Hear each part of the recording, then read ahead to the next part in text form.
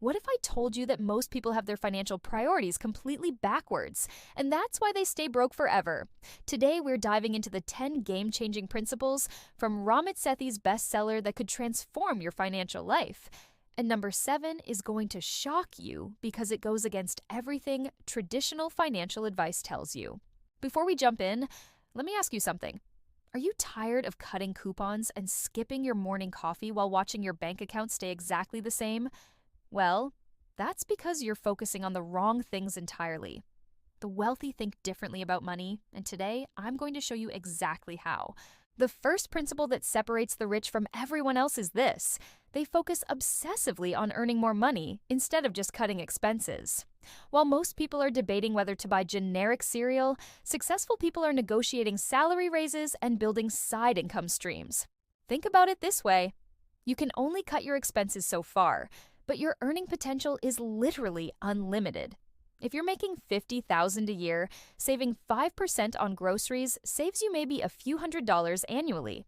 But negotiating a 10% raise puts $5,000 extra dollars in your pocket. Which sounds more impactful to you? The second principle is automation, and this is where most people fail miserably.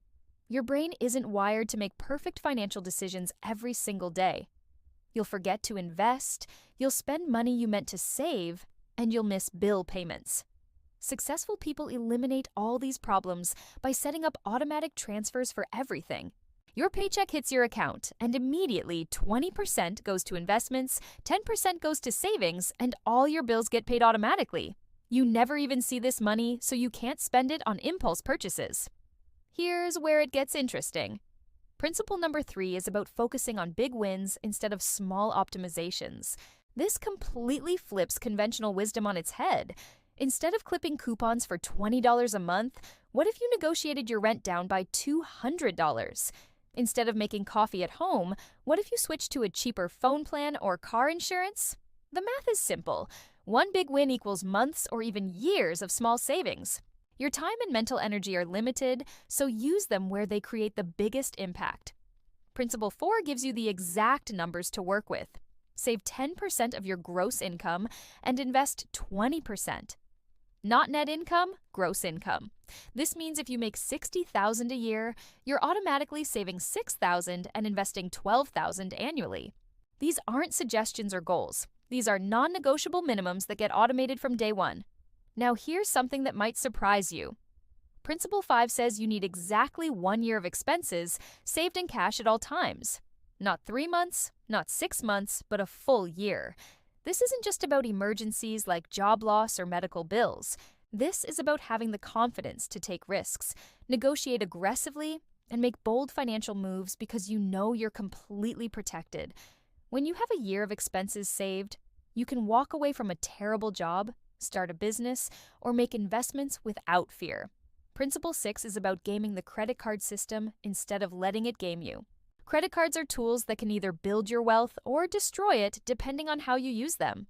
The key is maximizing rewards while never paying a single penny in interest or fees. This means paying off your balance completely every month and choosing cards that give you cash back or travel points on purchases you're already making. Here's Principle 7, and this might blow your mind.